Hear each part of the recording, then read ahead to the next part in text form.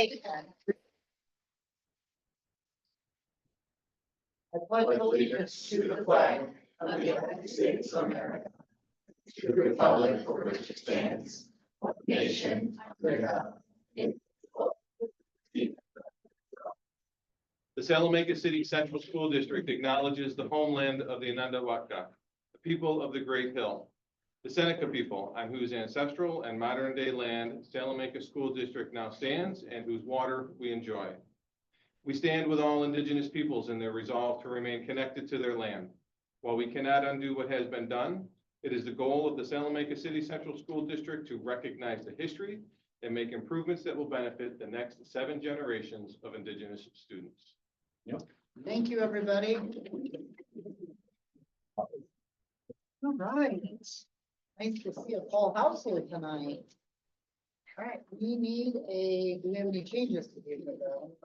Just 2, since it was published, we removed the messages section from the board and central office staff. So because it's really an open dialogue tonight, and we updated the short EAF form so that it includes my signature. All right, and with that, we need a motion to approve the agenda. Motion. Second. Motion by Carrie, second by Dale. All in favor? Aye. Opposed, abstained, motion carried. Next, we'll move on to our recognitions and presentations. So first, we have Board of Education. About a week and a half ago, it was Board Appreciation Week, but here in Salamanca, we treat that just like we do Mr. Gray's birthday, and it's really Board Appreciation Month. There we go. So I just had a short statement. You'll find at your tables several items of appreciation for the work that you do, usually behind the scenes, but I did just have a short comment that I wanted to make. As a superintendent, it's an honor and a privilege to take a moment to publicly recognize and thank the dedicated members of the Salamanca School Board. Your commitment to our students, staff, and community is deeply appreciated and deserves to be celebrated. Each of you brings a unique perspective, a strong sense of purpose, and a deep-rooted passion for education. Through your leadership, we continue to make strides in academic achievement, student well-being, and community engagement. You devote countless hours, often behind the scenes, attending meetings, hearing concerns at the gas station, the grocery store, and their places of work, and making decisions to shape the future of our district. Your work is not always easy, and it is certainly not always visible, but it is absolutely vital. Thanks to your guidance, we are building a school district that reflects the values of equity, excellence, and opportunity. You have helped us navigate challenges with grace and have championed initiatives that support both innovation and tradition. On behalf of our entire administrative team, our educators, and our families, I thank you for your service, your integrity, and your unwavering belief in the power of public education. Salamanca is stronger because of each of you. So every year we develop a new coin, which we provide to students and staff members who go above and beyond and do an excellent job in their studies, in their behavior or attitude in the classrooms. To our staff members, whatever their role might be, for the outstanding work that they do. And I just wanted to pass on, these are our new commemorative 150-year celebration for 2025. Certainly.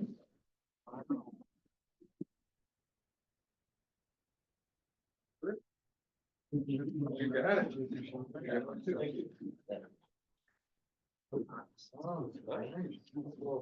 Thank you. Thank you. I believe we have other things. I'll turn it over to Marcy. Go ahead. I was told to keep it super short and super sweet, so thank you for everything you do. This is from the SASA. Nobody else is gonna keep down and let me pass it. But yes, John, I knew I could get through it. Yeah.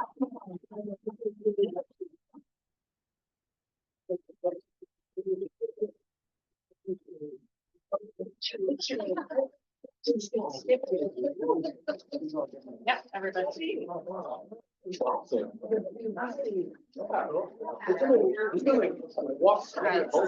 you, guys. Thank you.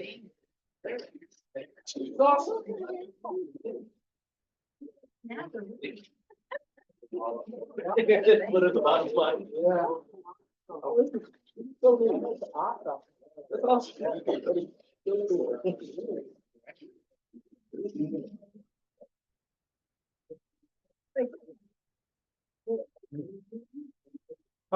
Let's see, we also, have, a beautiful birthday cake to celebrate 150 years of dedication to the district.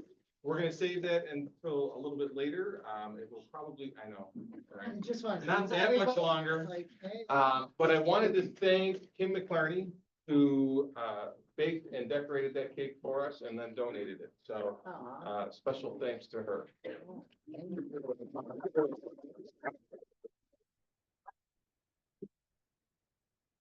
And at this point in time, I'm going to turn it over to Mrs. Berry, who is going to introduce the Seneca Intermediate Drama Club. Although I sort of did it. This girl over here was working extremely hard on their Into the Woods presentation. Their musical that's going to be in November. So excited. And I want to thank the people that came in for their. Miss Dawn and Miss Stokes. And Ms. Stokes, I'm sorry, and all of the parent volunteers who have contributed their time. Ms. John, thank you. I know I'm gonna miss a bunch of other people, but thank you, Ms. Eva, for keeping me on track. But they are incredible. If you've seen any of our other performances over the past several years, you are in for an awesome treat for our Into the Woods. So thank you, and turn it over to Eva, Ms. John, Ms. Nana, and the intermediate group. It's just gonna take us a second to get them lined up, but we are going to do the first scene for you, just focus and lines. So, you two, you say there, Dylan. Oh, you first. Okay.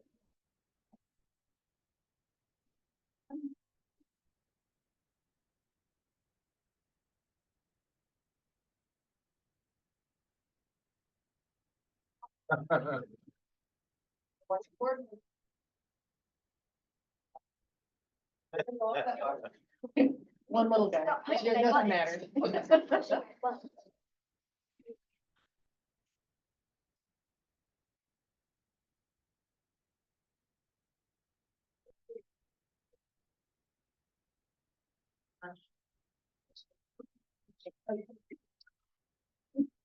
Alright, so you see about 21 of our about 60 kid cast. Somewhere around 60 we're at. And that's not including kids that are high school kids that come and help backstage and all the adults that are involved. It is quite the process to make this musical come to life. This is one of the harder musicals, I'd say one of the harder musicals we've done in the past couple of years. But it's very rewarding. The kids are learning a lot. They really have to learn what their character is and try to portray a character a lot more than previous years. So it has been a great learning experience for them. And I hope you enjoyed the first scene. Once upon a time. Oh, I have to make sure this sounds on. More than any. Oh, I'm in the wrong one too. Good job. I'm doing so good. Good job, Miss Kiva. Thank you. Alright, hold on, I just gotta get it sound right. I didn't get to test the speaker before. Ready, turn it up, Olivia. Wish in a far off kingdom. There more than anything, more than life, that young life, more than joy. I wish inner child was maker. More than life. More than anything. More than love. I wish the king could give me the best of it. More than life. I wish the best of it. Riches. I wish my cow would give us some milk. More than anything. I wish we had a child. I want a child. I wish.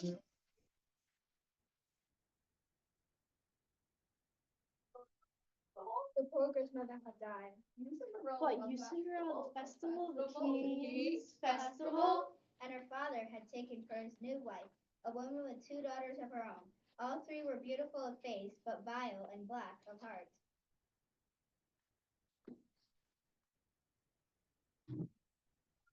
Come in, little girl.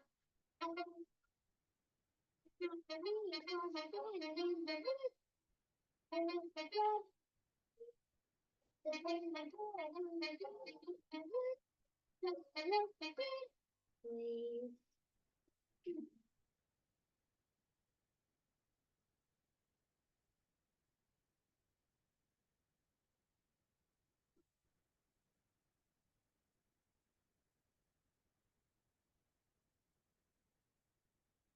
It's starting everywhere.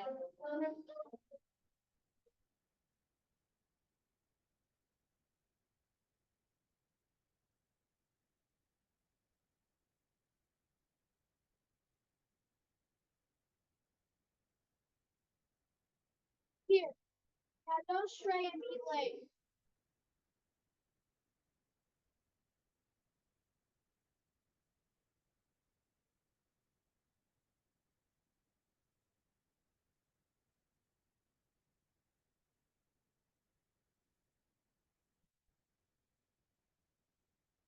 Save some of those sweets for Granny.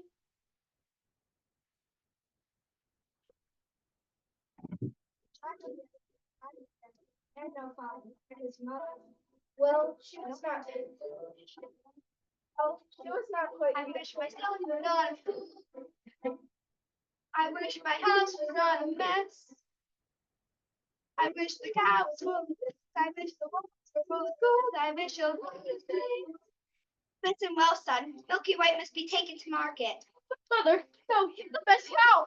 She's given us no milk for a week. We've no food nor money and no choice but to sell her.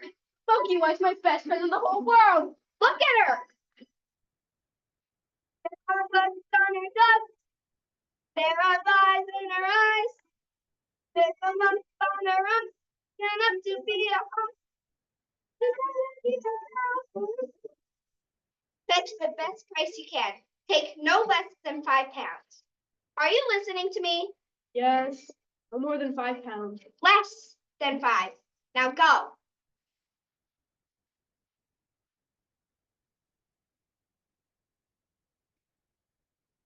As the baker had lost his mother and father and begging and well, he used his baby. The singer on about the picture.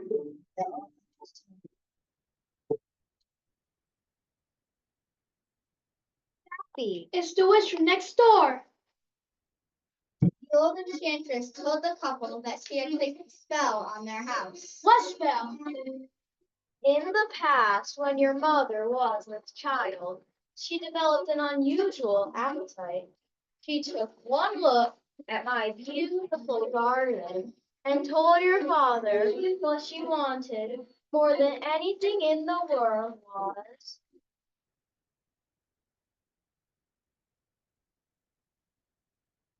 greens, nothing but greens.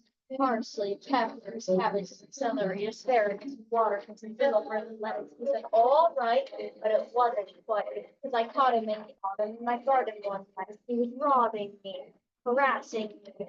Speak through my renovated ring, my upper button, ripping up a ring, my champion, my favorite. I should have laid a stone right there. Turned him into a stone or a dog or a chair or a but I let him have the ramping. I've lost his spirit. In return, however, as fair is fair. Let me have the baby that your wife will bear. Call it square. I had a brother? No, but you had a sister. But the witch refused to tell him more of his sister, not even that her name was Rapunzel. I thought I had been more than reasonable, but how was I to know what your father had also hidden in his pocket? What?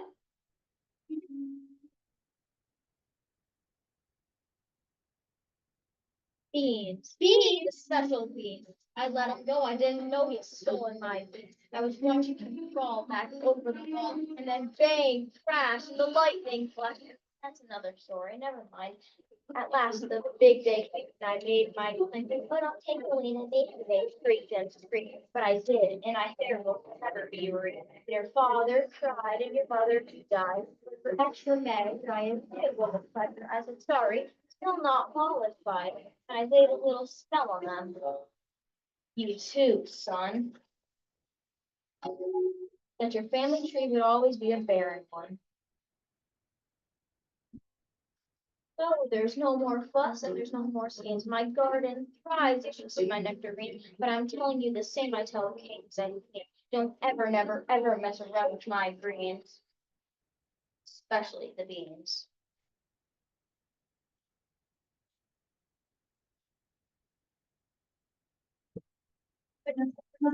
Explain how the baker made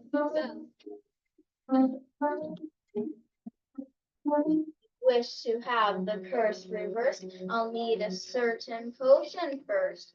Go to the wood and bring me back. 1, the cow is white as milk. 2, the cape as red as blood. 3, the hair as yellow as corn. 4, the slipper as pure as gold. Bring me these before the chime of midnight in 3 days' time, and you shall have, I guarantee, a child as perfect as child can be. Go to the wood.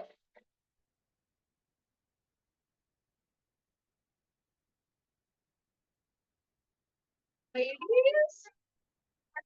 Wait, Please may I go to the festival. festival? We'll make us the most of the festival and more to find the friends. The carriage is waiting. We must be gone. Good night, Father. Wish. That's where it ends. I found Father's hunting jacket. 6 beads. I wonder if they are the witch's beads. We'll take them with us. No, you are not to come, and that is final. Now, what am I to return with? You don't remember?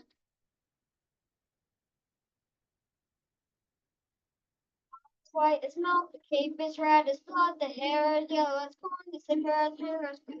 And the baker set off to him, and the baker set off to him. That's for Cinderella.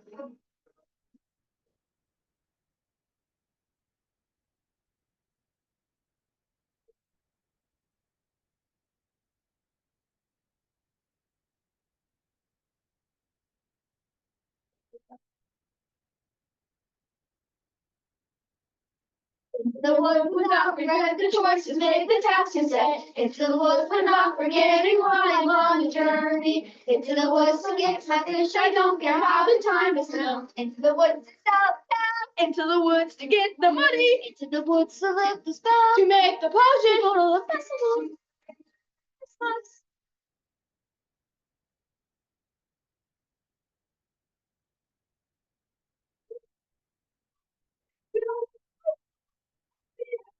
No one should. The woods are just trees. The trees are just wood. No need to be afraid. There's something in the glade there.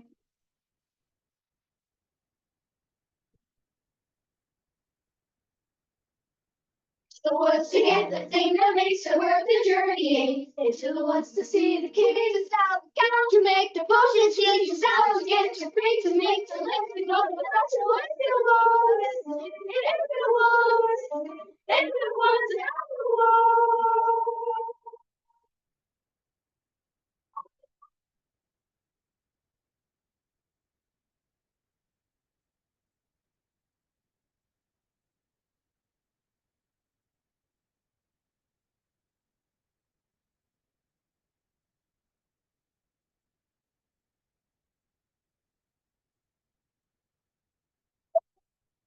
Like, something I could have the kids introduce themselves and tell you what roles they are.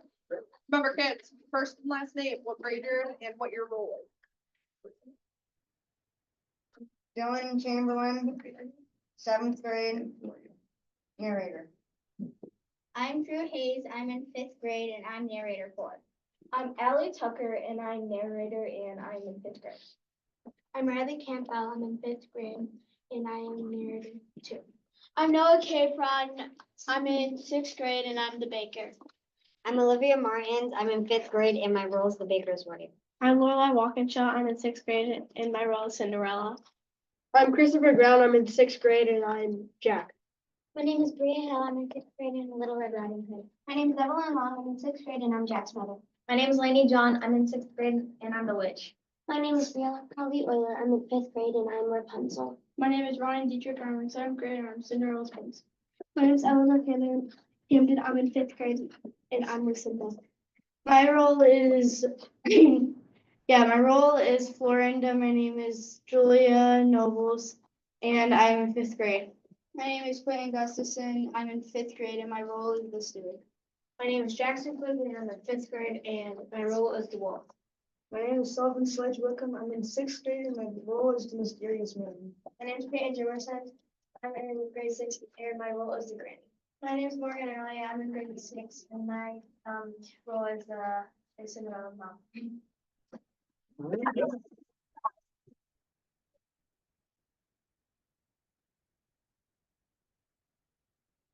Oh man, what we didn't account for is their things. Alright, so Mrs. Nannon's gonna grab your stuff. We're gonna walk in a line this time. Thank you, guys. Thank you. Thank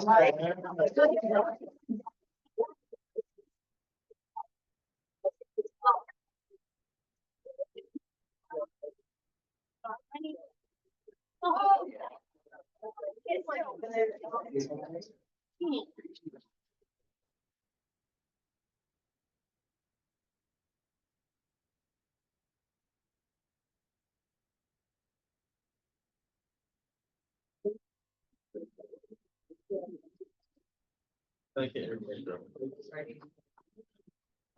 I know, me too.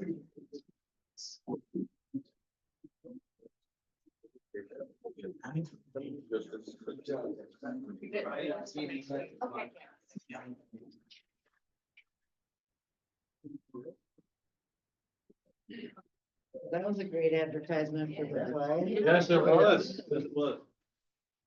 Are they gonna come back in for another bottle? Good, yeah. I'm looking for. Yeah, but yeah, great.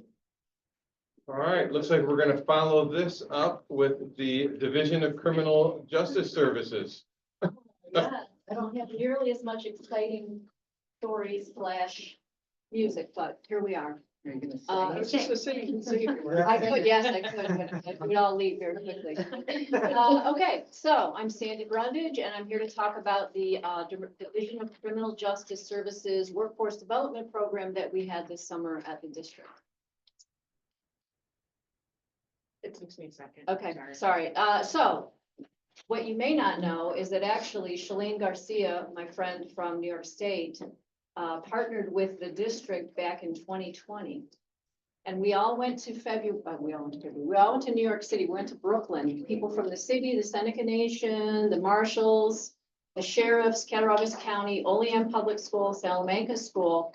And we all were trained on juvenile justice reform in Brooklyn in February. Any reason why that date I keep saying and is significant is that the day that we left, everything shut down for COVID. So, but Shalene and I have been pals for a while, and she went ahead and gave us a grant for $90,000 to have our kids be trained in workforce development.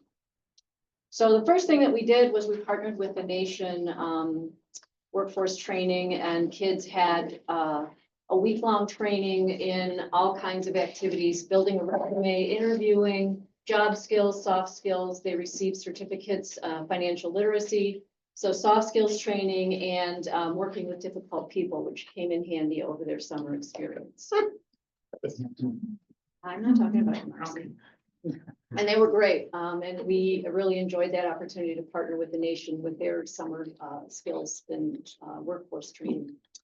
Workforce support was provided by Sarah Condon, who applied for and received the position as worksite supervisor because she has a work-based learning certification that we used to help with coordination of meeting with students on a weekly basis and problem-solving workplace issues. We had one student in the first week who wasn't a good fit where we had him placed, and she immediately replaced him. And now we'll talk about the placements, and you see some of our fine smiling students there. So we had 31 applicants for 21 slots. So we had 21 students this summer all over the campus. The security detail and Mr. Haley were great. We had 2 students placed in security, and they learned all about the facets of providing security to a school building.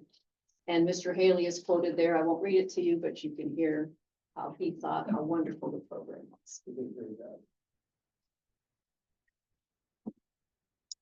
Next, we had students placed in the food service and edible garden. So you've seen the garden on the corner of Fern and Front, which needed a lot of attention. We had students there on a regular basis. They also help with food service and prepping meals for us. We have actually one of the girls that worked for us this summer that already is an employee of Tim Hortons and was food safe certified. So she was able to be in the kitchen and help there as well, which when we get to the numbers toward the end, you will see why that's important. And there's another Mr. Haley quote, different Mr. Haley, Mr. J. Haley. Pictured are some of the greens that we grew in the edible garden this summer. And the students helped with prepping the 6,000 meals that were prepared in our summer food service program this year.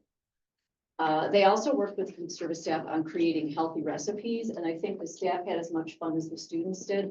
And one of the students took the recipes that she learned home and is preparing those as a life skills for her family. Then we had some students who were in clerical support district-wide. So they were at the high school, they were at Seneca, they were at Prospect. And here we see some students providing some clerical support. The dreaded filling of the envelopes for the summer return to school letter. And here we are training and providing students with skill sets on how to answer phones properly, sorting and delivering mail, assembling teaching materials, mass mailings, and lots and lots and lots of other clerical tasks. We had one young man who was actually in the Westgate with us, and he helped to assemble and collate materials for the teachers as well as organize in the Kinney-Vento closet. He did a great job. And we had students placed in sports camps. So Mr. Bartosik had several students, 4 students who came in the morning and helped with 5 weeks of summer programming, teaching students different aspects of the different games. And building and grounds, we mulched and weeded and assembled furniture and did all of those pieces, moving items from classrooms, particularly when teachers were moving back in the August month. One of the interesting facets of this, because of the 7 generations connection that we had with the nation, was that students got to go on a field trip to the Jacobs School of Medicine. And here you see some of the students learning. They're actually intubating these recessive dummies. They're learning how to. They did dental cleaning, IVs, not real IVs, but starting IVs on a fake arm. They had a wonderful time. And in the IT department, we had several students, 2 of whom are still working in there because the grant doesn't technically end until the end of November. So we have 2 students who are still in there, helping to repair, scrub, and get computers and devices ready for the school year. And so the impact, if we're looking at impact, and I always want to look at that, is why, what is the why of why we're doing the grant? So the grant technically was for 8 weeks with 21 students. You can see the hours worked, 3,200 hours worked, and contributing almost $62,000 to the economy through their payroll and their employment. Not to mention the soft skills, and that they can add that now to a resume and get a real job. And then Dr. Beeler gave us some comments, and here is our friend, Mr. Ghani, one of the summer students, receiving a challenge coin for all that he did in helping with getting the school ready this year and actively participating in all of the process of the workforce development.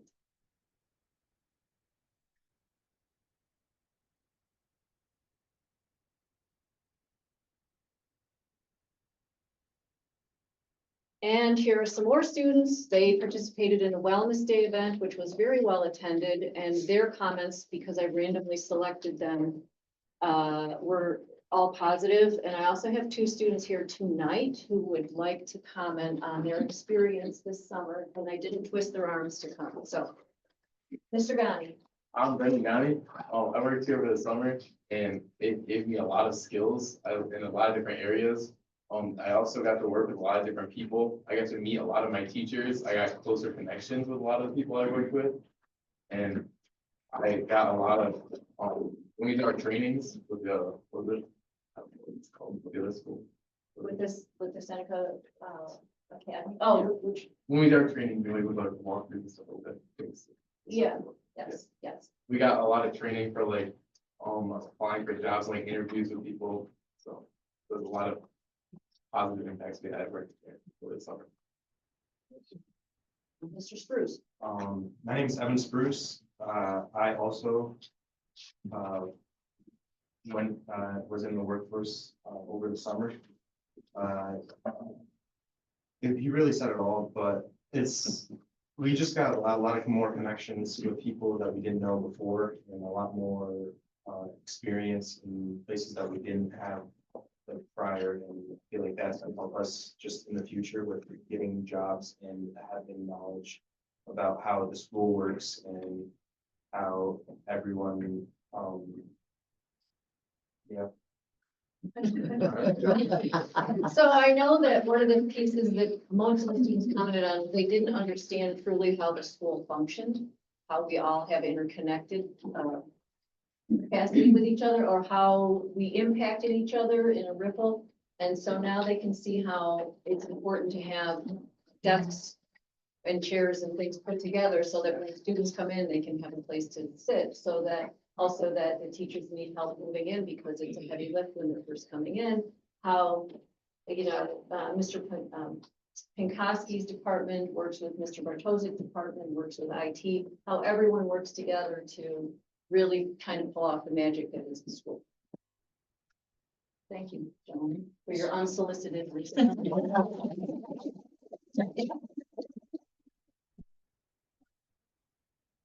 And then we called some parents and spoke with them and said, what are your thoughts about this program? Did you appreciate the program? Do you think it made an impact on your student? And you can see their responses as well. We're all very positive. They were grateful for the opportunity. They weren't sure if their student was really ready for this, but here they are and they did a great job. They love the program. Really like to see their students be active and engaged in the school. And we're hoping that when some of these folks graduate, they can theoretically become future employees for this. And I'd like to thank all of you who participated. Many of you are here in the front row who had students, Mr. Bartosik, Mr. Pinkowski, Josie, and Mrs. Hubbard in HR. She does the magic behind the scenes.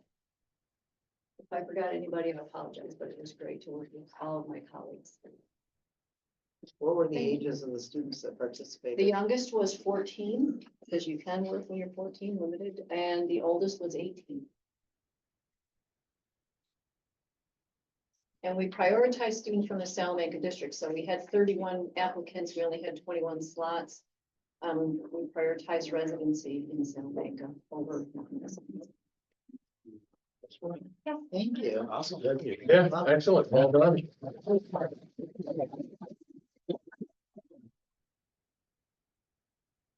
So are you guys seniors now? Yeah, we're Okay, all right. So this is only for in-school students, not necessarily for, like, if they graduate this year, then can they do the program again? Or They can apply, assuming we get the grant again, which I will always have to ask and have my hand up. Yeah, they could apply.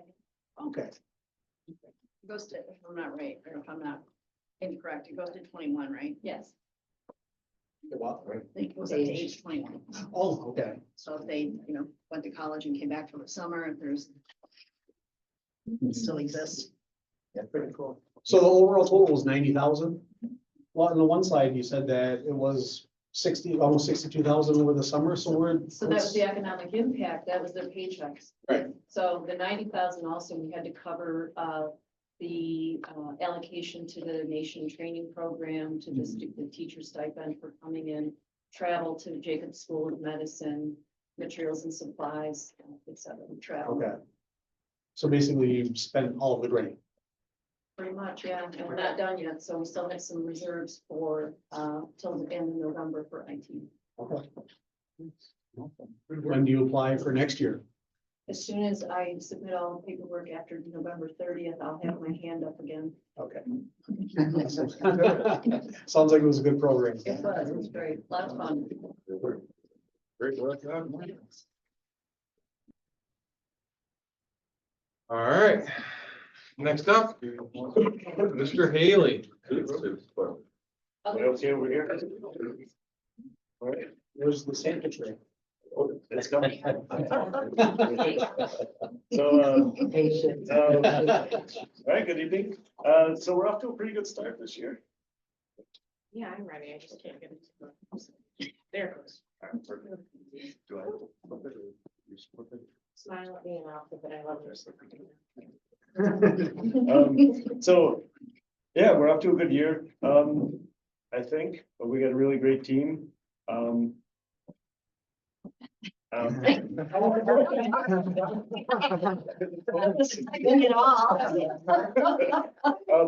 Participation, the numbers for the summer, we had a good summer, even though it was only 5 weeks this year.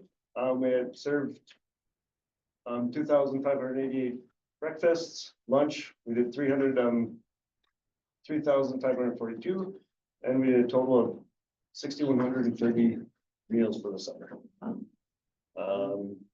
This school year, I think we're off to a pretty good start. Breakfast, so far we served, as of yesterday, we served 21,070 breakfasts.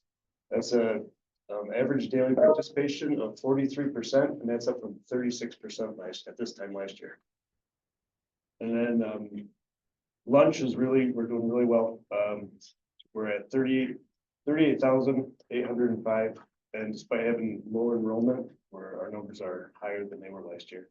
So we're at an 80% average daily participation rate, and 72, we're at 72 at this point last year. And then if I factored in the attendance, average attendance, that boosts us up to 86% average daily participation, which is pretty good. Snack, we served so far in October, we served 2,812 snacks after school. And then our new fresh fruits and veggie program, we served 12,300 snacks so far. And that's only Tuesdays and Thursdays, and they get fresh fruit from Joda's. And that's delivered to the classrooms at Prospect, and at Seneca. There's a cooler where the students come and grab their classes snacks and take it back. That's K through, or pre-K through 6th grade. Can participate in that.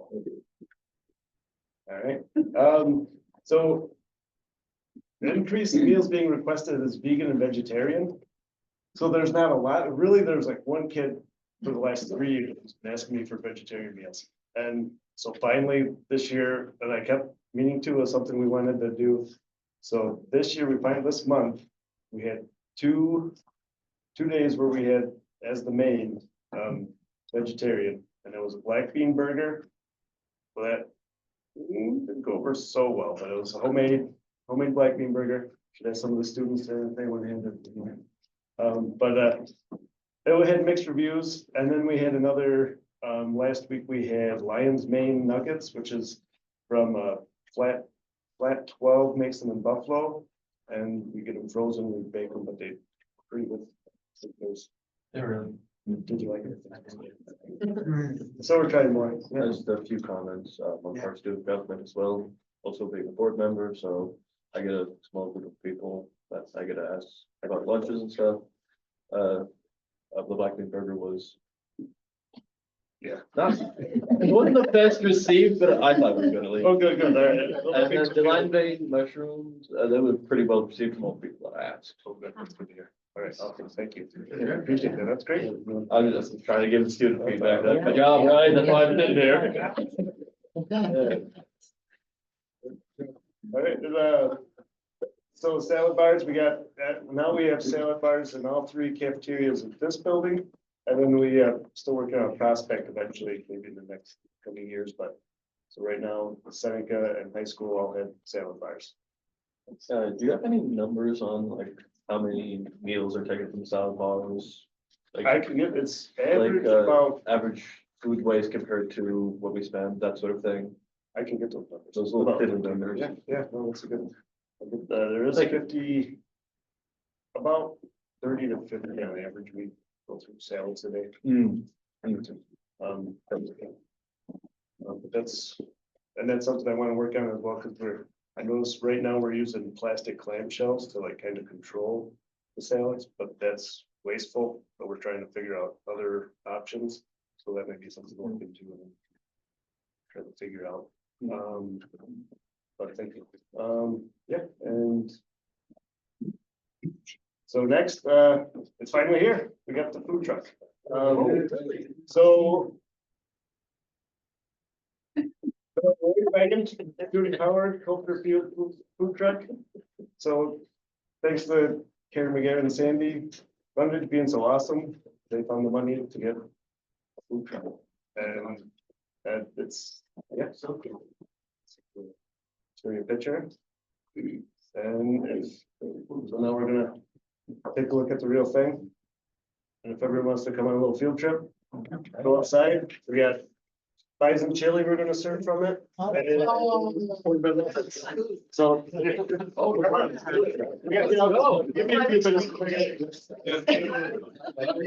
That's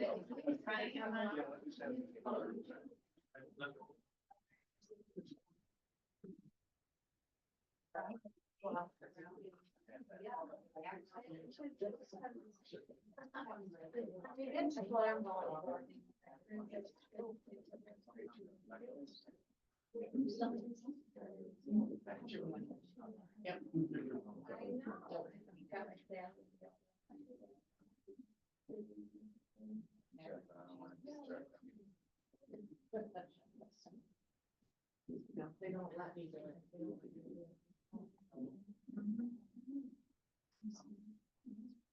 I didn't get a picture. Okay. I got my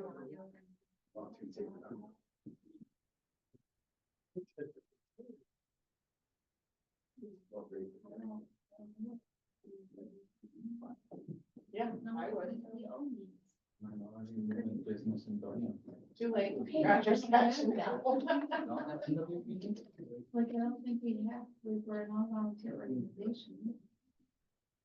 Like, we are such a state thing, but I don't, what's the EEO?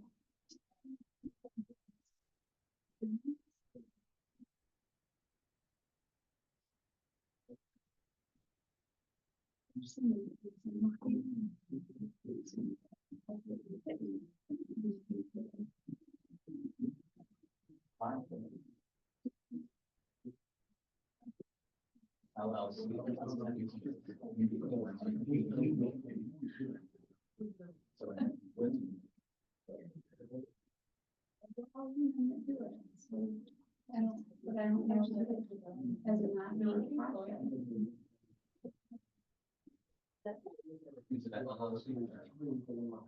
Corporation. C corporation. Yeah. Right. That's nice.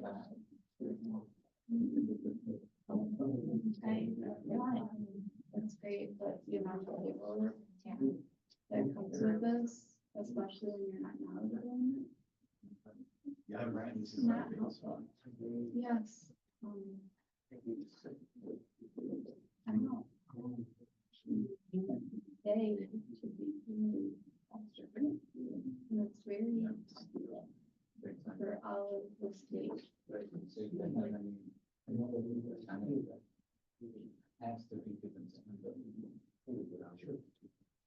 Last time we were very great writer.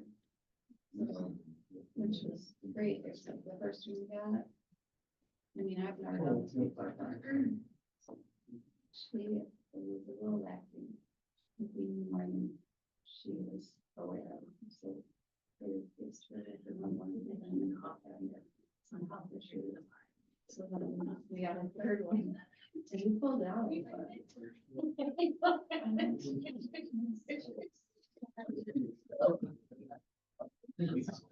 No, it's the minutes I go. It's there, it was the capital campaign for the animal welfare thing, but it's, we're the only volunteer group.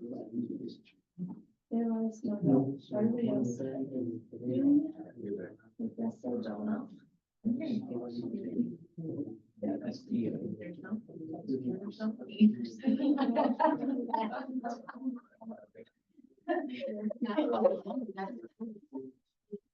No. All we have is. Did you see that? Yeah, but we don't have Right. Yeah, I think you should. But. I think you should. If they call it alone, but I mean. Yeah, we've gotta get more into, there's a lot of animal welfare grants and stuff. But You know what, I can say, I can pass out the cake. Yeah, here we are.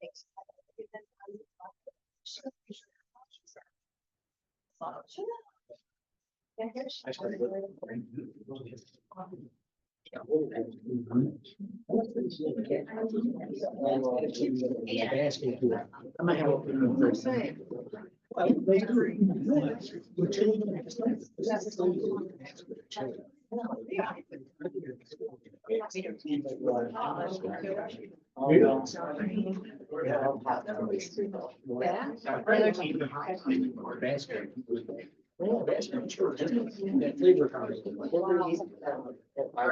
I'm glad I'm not the only one. Got food back. This is so good.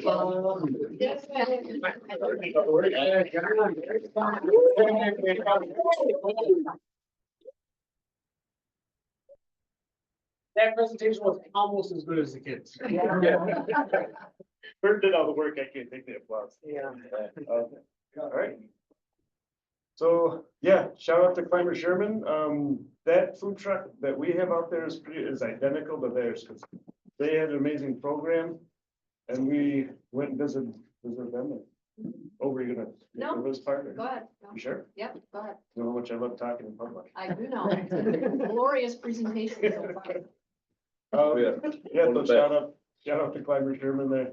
They were great. They still reaching out, seeing how we're doing and volunteer to help at any point they can.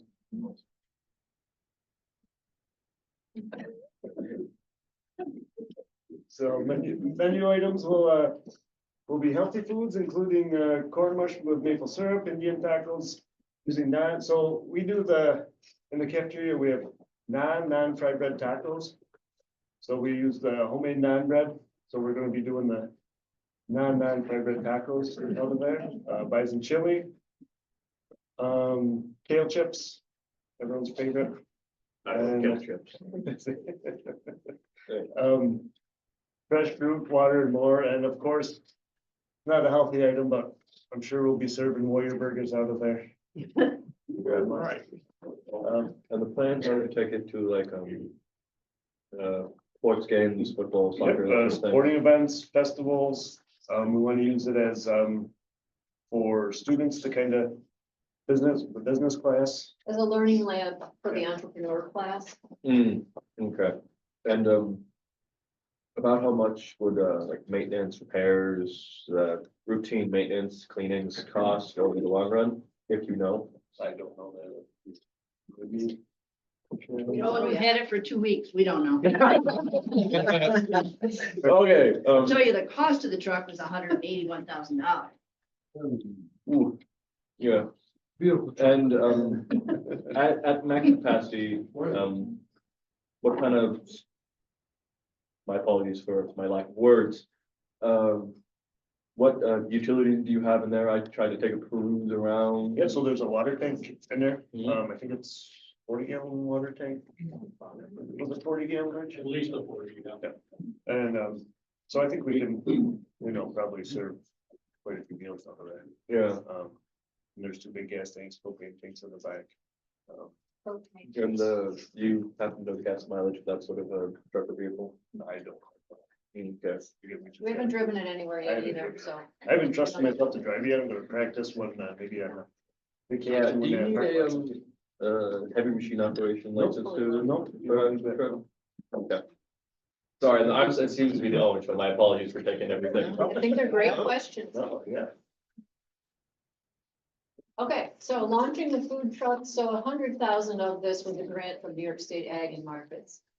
So collaborative planning and looking at the teamwork and the entrepreneurship class, Karen and I already met with, Mrs. Schnaufer and attended the first ever, food truck mission statement planning meeting, and we'll be meeting with them again, next month to talk about that.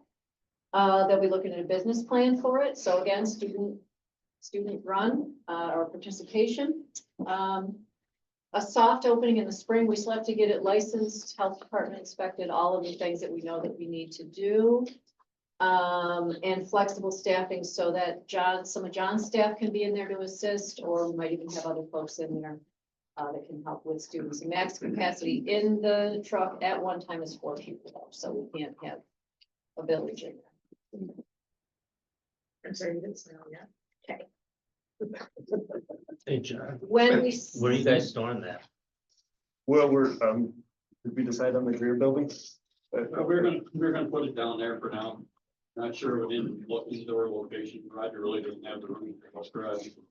We're just gonna store it right now outside. We gotta winterize it. And we put water in it, so we gotta winterize it. Right. So we anticipate setting up at different festivals and events, and when we do, we also would envision having some student-led merchandising of different warrior swag at the events. Very professional use of the word swag. Swag, warrior swag.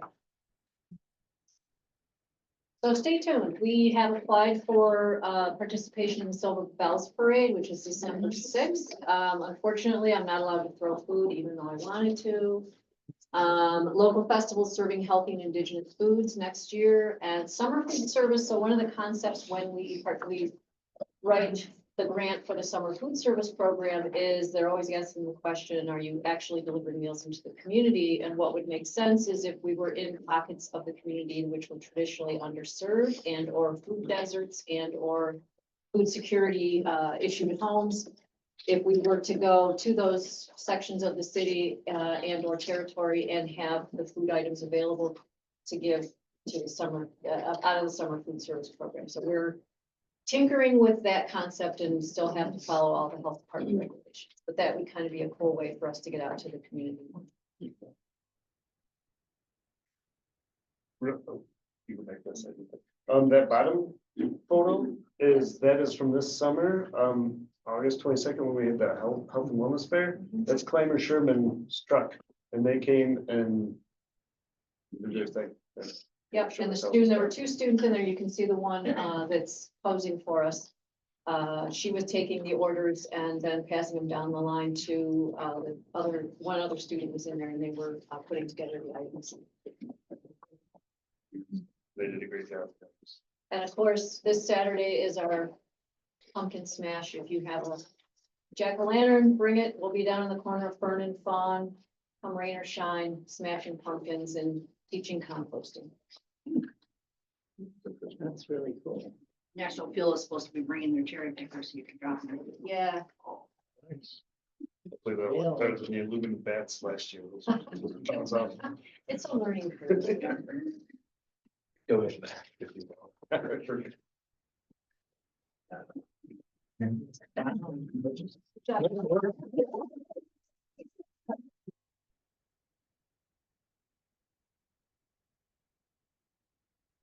Well, I can only really think of one way to follow that up, and that would be with a piece of cake. So, you want to sing happy birthday? Okay. Making sure. Okay. Bring the kids back. Yeah. So, did we get a? Sure. Oh, you here to see? I knew there was cake. Yeah. So many of you have seen the social media posts, and some of the new swag and our updated logo that celebrates 150 years of Salamanca schools, which is a pretty remarkable achievement. There aren't many districts that are older than 150 years in Western New York. So in honor of that, as I said, Mrs. Nurse McClarney has baked us a cake. And we'll get this cut up and get this distributed to everybody. I don't think I could even work with chili. This chili is very good. Did you get pictures of it? Yep, you got Hey. pictures of it? I usually can pack down twice as much.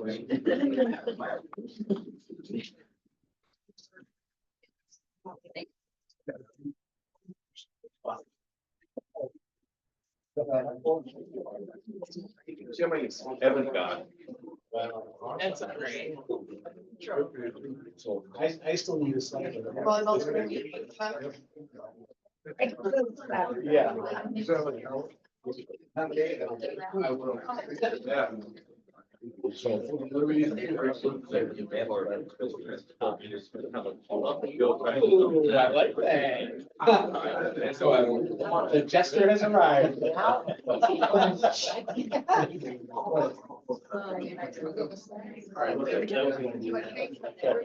Oh, feels good. You're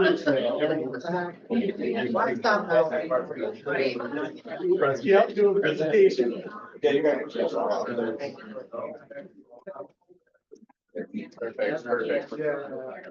Or Jamie's coming in. Or the Oldham meetings this week, Thursday.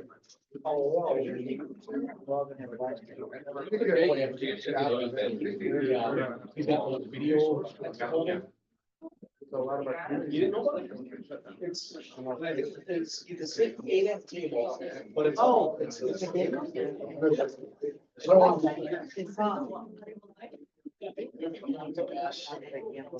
There you go. Over there, yeah. Thank you. Okay. And I found them.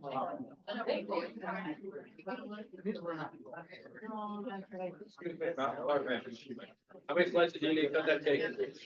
Make sure it's good.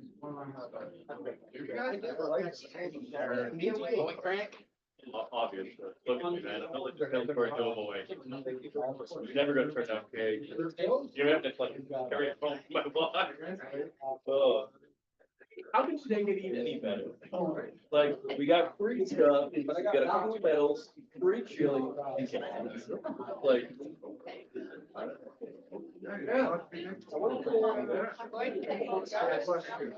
We are so blessed to have the district and we have.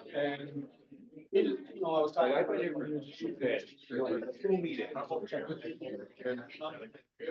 Is this a regular show out? No. Well, it just got operational. Oh, yeah, that's the. To get all of the deals. Yeah, I think this is best. I did ask him.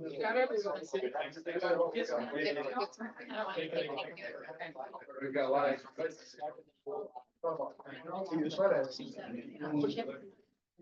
All right, I think we're all good. We're all good.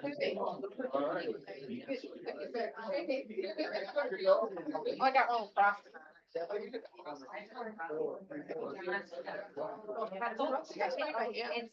I don't know if you need to. All right.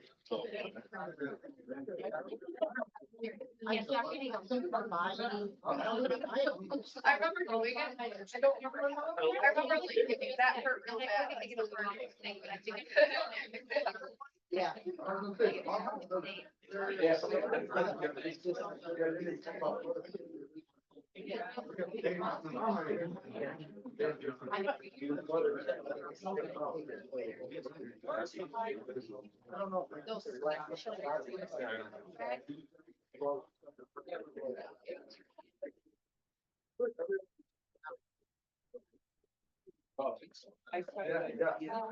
That's roll.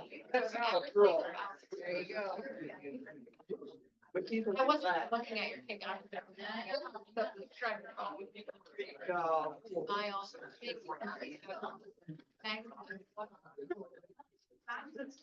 That's what I said. My team will be. Let me know.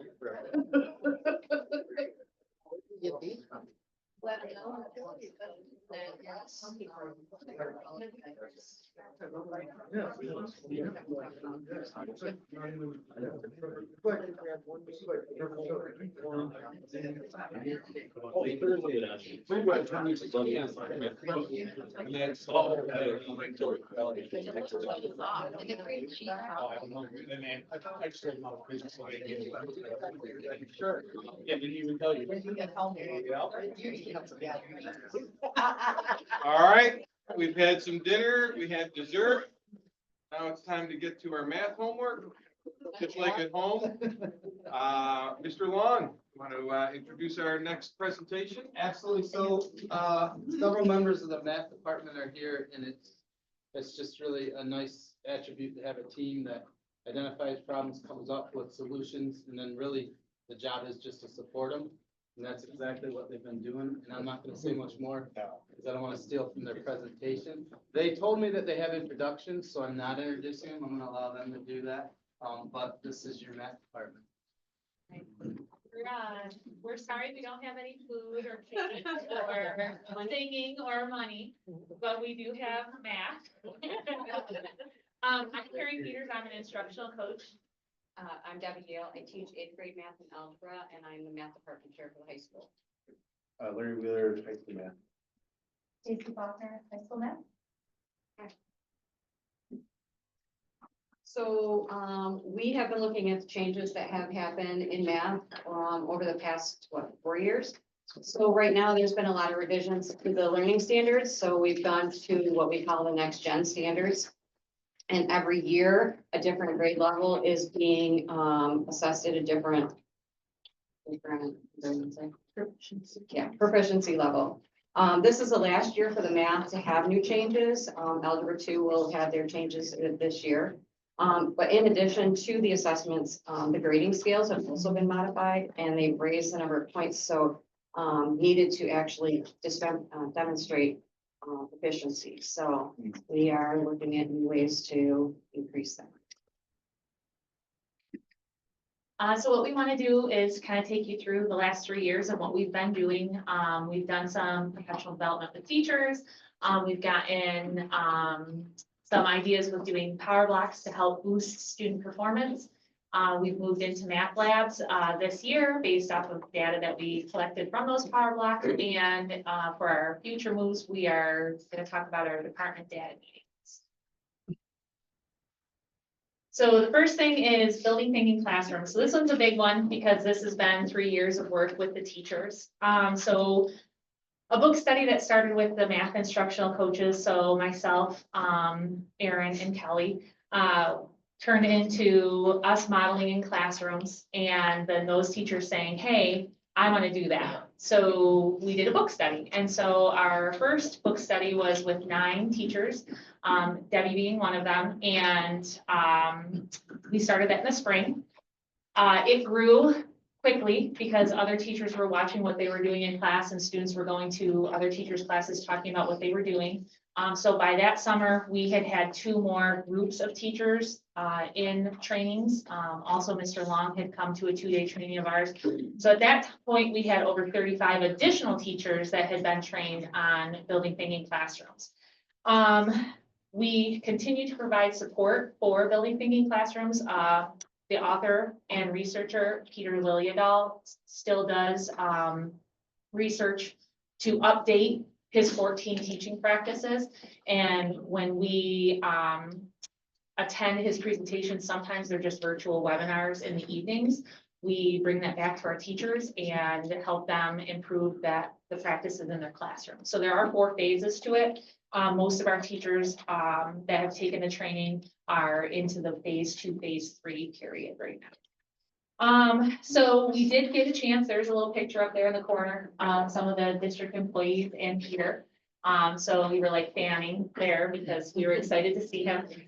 So he came to AMPNIS, which is the state math conference a couple years ago, and we were all able to go thanks to you guys. So thank you very much for sending us. And we got to meet him and we got to get some updated research. And so it was kind of a neat moment.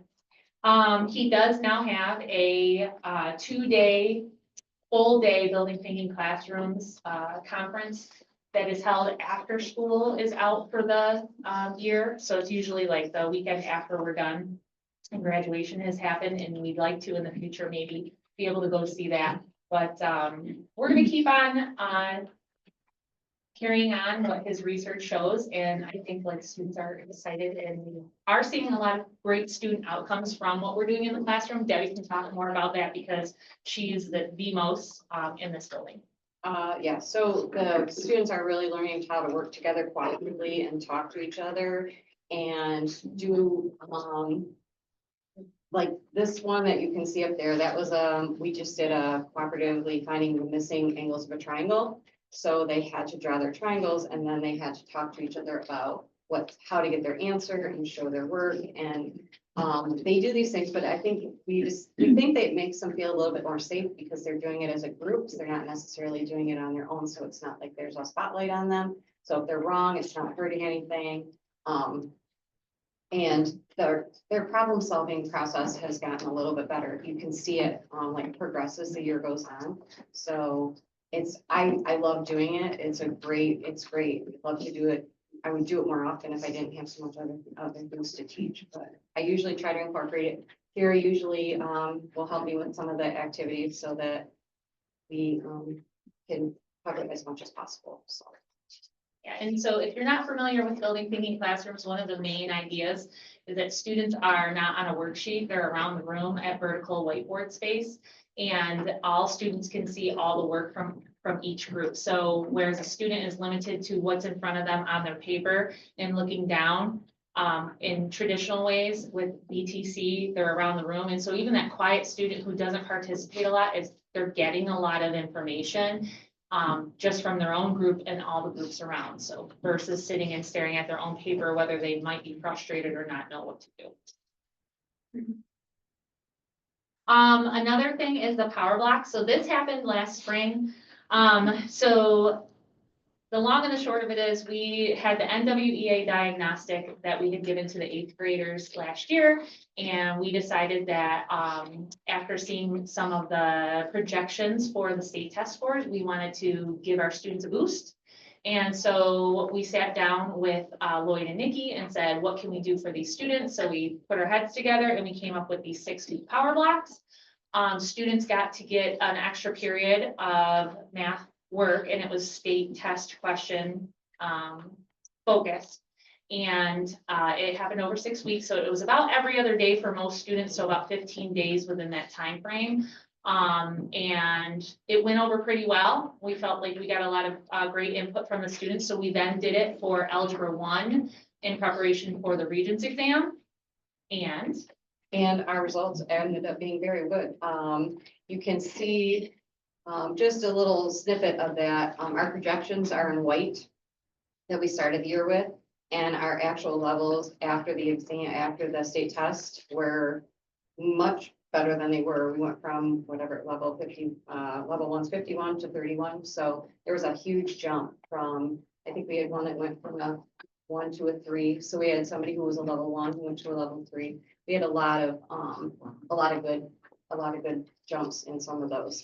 The commitment from our teaching staff and the students, it was great. Their work ethic was phenomenal. It was really nice to see that they wanted to work and do the work with us. So, and it was nice because it was a smaller group. So I think that they felt like they could get something out of it when they were there.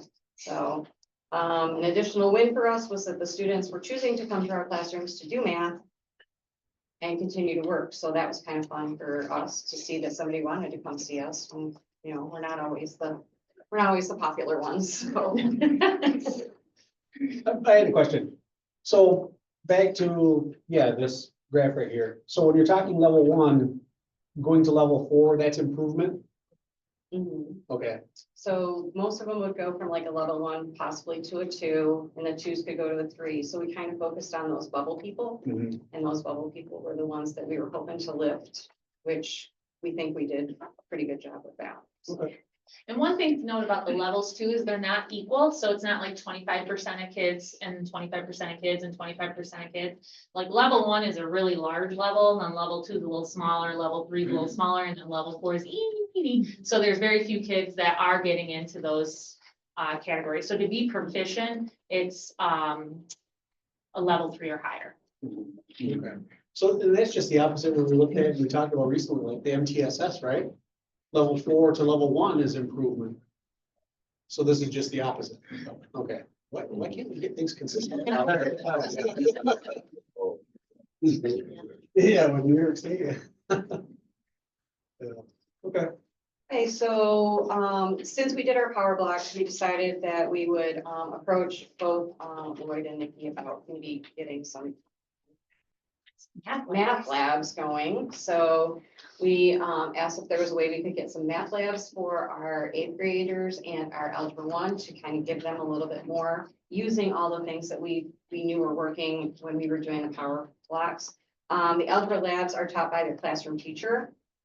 The math labs, however, are scattered throughout the math department because I'm only one person and I cannot get them to them all. So I keep in contact with these guys and I plan what happens and I make sure that they have materials and activities and the schedule for the week so they know exactly what everybody should be doing at that time. And I, of course, the kids know from me, this is what I'm expecting from you. So kind of try to keep everybody on the same page that way. So I think that's going okay. Yeah. I think that's going okay. Okay. And the math labs are extensions of what they're learning in the class for that day. So we're focusing on current content, but as we get closer to the state test time, we will start doing what we did in Power Block.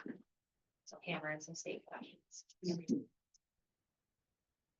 All right, so I just wanted to, Deb and I really thought we should give a shout out here to Mr. Wheeler because he ran a 2-week block of review classes for us in August for students who were on the bubble and needed to retake the Algebra 1 Regents exam. And every single student who showed up every single day and participated passed the Regents exam in August.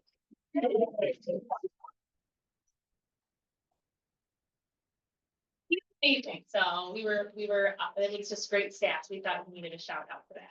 So the last thing is the future. So right now, we're going to be meeting with Lloyd for data days. We're going to meet 4 times a year. So it started off with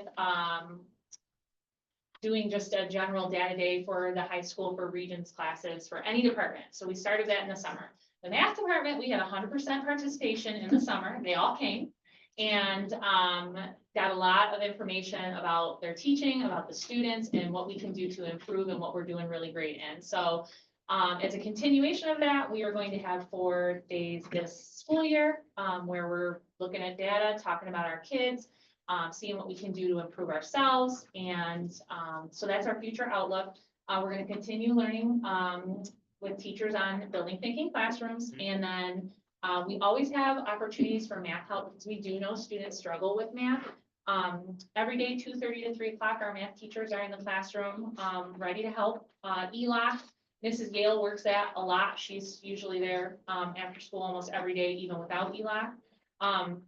I know for the Center for All, Mr. Wheeler and Mrs. McElhaney, they are in our Center for All right now currently. And then Saturday school, Miss Faulkner is always at Saturday school, hoping to get some kids to come and do some math stuff. So we're always there to help the students, and yeah, so that's it. Wait, so no kids show up on Saturdays? Oh, they do. Oh, they do. Okay. Yeah, they do. All right. That's it. So I have one more thing. Okay. I do. Oh, no, it's all about you. Okay, so I'm just gonna read this because it's a little bit easier. This year we were asked to recognize people who go above and beyond. And over the past 4 years, we've seen a tremendous shift in the math department. There are many reasons for the shift, including the dedication of the people in the math department and our willingness to come together as a united front. As the math department, we understand we need to channel our focus in the proper direction to move forward. From preparing Regents exams to data meetings to everything in between, the addition of our math coach at the high school has proved not only invaluable, but has become an integral part of our department. We are grateful to Carrie. Okay, Carrie has joined our department in the capacity, and we could not ask for a more supportive and encouraging coach. She has the ability to collaborate with all the department members. Her extensive knowledge of not only high school curriculum, but also the needs of students at all ability levels has made her someone we can go to for advice and ideas, which we all do often. She is consistent in her support and expectations and is a reliable presence in our classrooms. Her resources help students become more comfortable with math and also know it's okay to have fun. The math department would like to ask Dr. Beeler, Mr. Long, and the board to recognize Carrie Peters for the hard work that she has put forth in both teachers and students. Our department asks that Carrie be awarded challenge point for her efforts.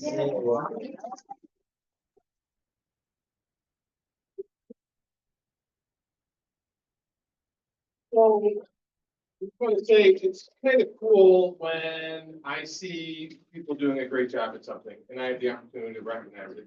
But it's amazing when your colleagues come forward and say, hey, Mark, Carrie's doing an awesome job. She really deserves a challenge point. And while it's a small token, I think what's really behind it, which is a lot of your colleagues who respect your work, speak tremendously.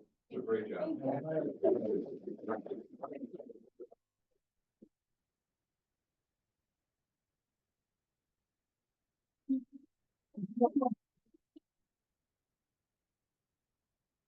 I had a question before you guys. So- What do you mean? Oh. Right off, couldn't you?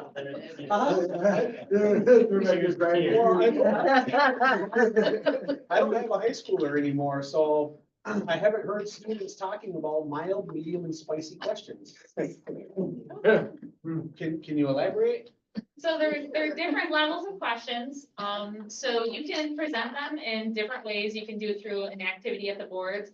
Or one of our favorite things is doing an exit ticket and offering a question that's mild, which is just a basic, probably what the state would consider like a depth of knowledge question of 1 or 2. And then you could do a medium, which bumps it up a little bit more. And then you could do a spicy, which is a really hot question that can have a lot of thinking involved. And what we like to do is tell the kids, you just got to do one and you get to pick. So you can do mild, the medium, or the spicy. And you'd be surprised at how many of the students would pick a spicy and not just do the mild just to get it done. So they want to show you that they can do the tough work. So, with the activity that I did this week, they had the same type of thing, so it's more differentiated, I guess, because if they don't want to go on from that mild, they can stay there and wherever they're comfortable. So maybe somebody wants to move on to something else, and then maybe somebody else will go to spicy. But as a group, they don't have to stay in the same spot. So like somebody might still not be proficient or want to be comfortable going past that. So it's a good choice, so they have choice, and I think that makes a difference because it gives them a little bit more confidence. So. So what are we teaching in high school? You got Algebra 1 in the presentation. What are we teaching as a student progresses through their high school career? So following Algebra 1, if you're in the Regents track, you're going to geometry and then Algebra 2, and then hopefully on to pre-calc and then college calculus. We also offer non-Regents geometry, we offer consumer math, and we offer prob stat, we offer problem solving. And math topics. I didn't hear trig in there. Trig is actually now part of all Algebra 1, geometry, and Algebra 2. So you'll see most of it in geometry and Algebra 2. Yeah, but it's not a standalone course anymore. Okay. And a lot of pre-calc. Lots of pre-calc. It's a lot of trig and pre-calc. Yeah. Okay. So what is it you all teach then? Is it across the board you're teaching everything, or you have specialties? I have math topics, pre-calc, and consumer. Okay. Algebra 1, and I did do consumer, but where took that with them, I'm not sure. Yeah. When I do the accelerated Algebra 1 and Math 8. Okay. So so we're obviously missing who's doing the geometry and who's doing, what was it, Algebra 2? Yep, geometry is Mallory Ferrucci, and Algebra 2 is Kristen Mackel. All right. Awesome. By the way, I like the team colors. Lloyd, what's our science team colors? Green, I'm gonna assume. I haven't discussed it with them, but we'll get ready. You're all coordinated tonight. It was awesome. We was able to view Deb's class today and the students in BTC, right? There were some 6-7s, obviously, like math, but they weren't just giving each other answers, right? You think like you put them in these small groups and they're gonna be like helping their buddy out and giving it to them. And it was impressive, you know, within the groups, the students were really pulling the information from their peers rather than delivering it. And I think that's part of the structure Deb's put in place with building, because I think that's a fear of teachers. It's like, well, I can't put them in these groups. They're just gonna cheat off each other and they're not gonna know it. And that absolutely didn't happen. And the kids were proud to show their work. It was awesome. If you get a chance and you can see it, That's my little interjection. Deb would love to have any of you in. Anybody, just let me know where you're coming so I can plan it, because I don't do it every day, so whenever you wanna come in. Oh, it would be a surprise. I don't know. First period now, second period is always a good one. No, math used to be one of my favorites back in the day, but yeah, it's interesting stuff. What are we doing are we doing anything AP for math? This year we didn't have any last year we didn't have any students that were in the pre-calc that were moving on to calculus, so. Okay, But last year I had Calc 1 and Calc 2, okay, AP, AB and BC. all right, but this year, no.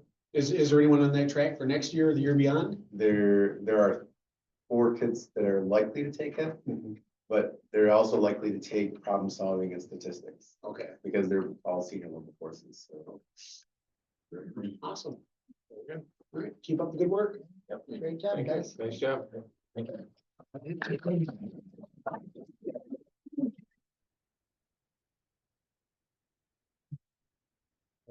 Air quality, do you want to do that? Okay. Sorry. So I don't have, I don't have a presentation, but I want to talk a little bit about a grant we received, which is the Indoor Air Quality Improvement Grant for $50,000. And we have a guest tonight from the lovely state of Utah, Mr. Andrew Kamali, who is one of our representatives from Indoor Air Quality and the Go Green Initiative. And I'll have Andrew say a couple of words. He's been with me. You probably have seen us floating around the school buildings, taking all of our assessments and doing all of our pieces that we need to do as part of the grant. So, Andrew? Okay.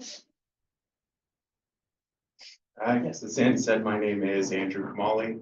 I work as the program manager for the Go Green Initiative over our indoor air quality and greenhouse gas emissions reduction grant. Salamanca was one of 10 school districts selected as part of our first cohort. It was very competitive. We had 90 applicants. This region in particular, because we select one district from each EPA region, was by far the most competitive. So thank you, grant writer. And it has been a really wonderful opportunity to be here, to work with Sandy, going through your school facilities. You can see that staff here really takes care of the schools, takes care of the environmental health and safety, component of your schools, which, is not as exciting as math, but definitely really important to sustainable learning for students.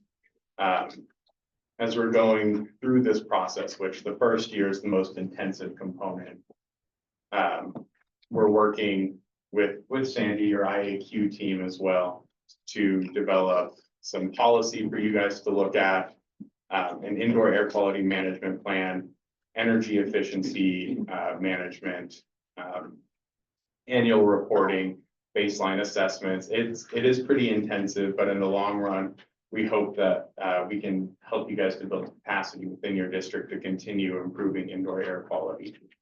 We know it's directly linked to student performance, attendance, and learning. Awesome. Are you working with Mr. Pinkowski up there? He is a member of your IAQ team. He is. Yeah, I was gonna say, he's our air quality guru. He is. We also have Tim Pinkowski and Karen, and we'll loop in our board president when she's able to attend. And we will have some data sets once we have all of our assessments back. We don't have those yet. We just finished the baseline assessment on the visual and olfactory walkthroughs of your facilities today. And we'll work to get greenhouse gas data and indoor air quality monitor data. Awesome. So the olfactory test, does that mean nothing stinks or? So when you start working in IAQ, you realize that there's 2 senses that are particularly important. That's sight and smell. You can almost instantly tell when you walk into a space if there's going to be IAQ issues based on the smell of it. Most of the time, your classrooms don't have a smell, which is exactly what we're looking for. All right. So that's pretty cool. That's good. Thank you. Thank you. For that. What kind of improvements? Is this like a ventilation improvement sort of thing, or what are you planning to do? I'm just curious about like It the could, wider once, plan. so once we have all the data sets back, Mhm. then we could target specific areas where we have problems. Honestly, I was looking at air filters today, and Rich and his crew have a great method. Everything's marked, everything is changed on a regular basis, but it could be filtration, could be, I don't know, other emissions, could be maybe we don't let the buses idle anyway, but fumes from diesel engines, et cetera, is another greenhouse gas issue, cars idling. There's a lot of, it's huge, and there's a lot that we could look at. But we're the first cohort, which means that we're the first guinea pig. Oh. So we don't really know yet until we have all the data back, but great This question. is what I am to the board. As the guinea pig. Oh, okay, The first. okay, First, that's right. that's right. All right, well, good. Well, I hope you tread new ground well and efficiently. Thank you. There you We go. appreciate your support. Thank you. Any other questions? Anyone else? Official snippet. We may not The want to board be sniffer. sometimes. It's cool to hear the correlation between the quality of air and the data as far as the student performance, so. That's Yeah. great, and I appreciate the work you're doing and the team and, you know, our grant writer for getting this, and, yeah, thank you very much, much appreciated. Our pleasure. We're excited to be here. Excited to have you here.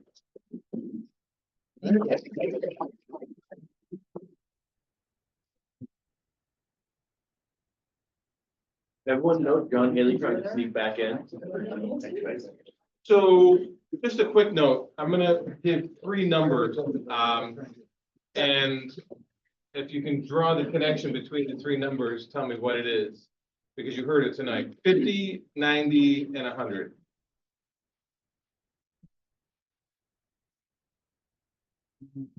The indoor air quality grant was 50,000. The criminal justice was, and we got a grant for the truck of. So I just wanted to take the moment to acknowledge one of the essential and key people behind all three of those, and that's just within the past several months. And that's Sandy, because without her, we wouldn't have the 50, the 90, and the 100, and three of the presentations that came to you tonight may not have happened. So.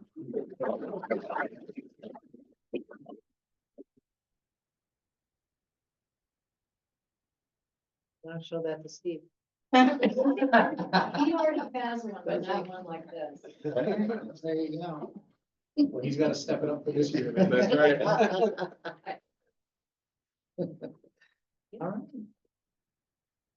So we can move on to our consent agenda. Oh, yes. So we need a motion to approve the consent agenda.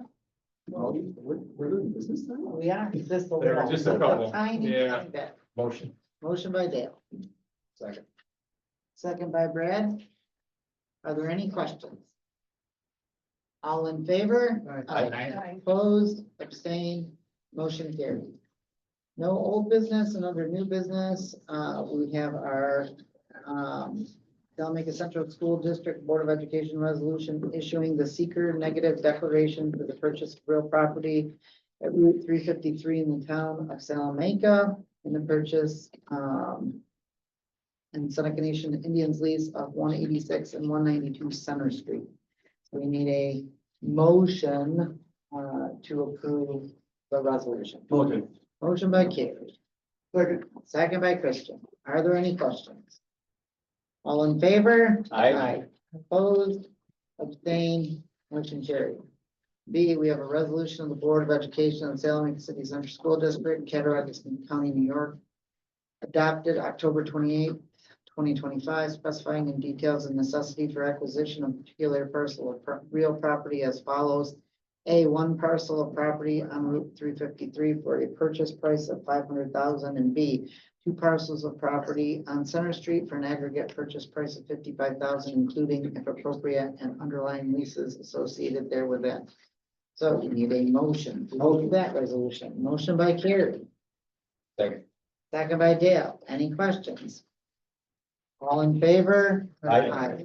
Opposed, abstained, motion carried. Item C, we have a resolution, the Board of Education of the City of Salamanca City Central School District, Cattaraugus County, New York, dated October 28th, 2025, authorizing the acquisition by the district of certain particular parcels of real property located as follows. A, one unnumbered parcel of property on Route 353 at a purchase price of $500,000.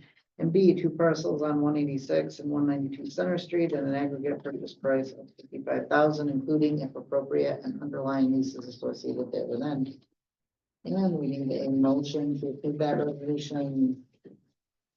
Motion. Motion by Dale, second by Brad. Are there any questions? All in favor? Aye. Opposed, abstained, motion carried. Item D, a resolution of the Board of Education of the Salamanca City Central School District, Cattaraugus County, New York, adopted October 28, 2025, determining that a special meeting and a vote of the qualified voters of the district shall be held on December 16, 2025, directing that a proposition shall be submitted to such voters at such meeting and vote, and prescribing the form of legal notice to be published for such meeting and vote. So we need a motion to approve that resolution. Motion. Motion by Tad, Second. second by Tracy. Are there any questions? All in favor? Aye. Opposed? Abstained? Motion carried. Item E, we have a district special meeting and vote development calendar. Be it resolved that upon the recommendation of the superintendent, the Board of Education approves the attached December 16, 2025 special meeting and vote development calendar. We need a motion. Motion. Motion by Dale, second by Carrie. Any questions?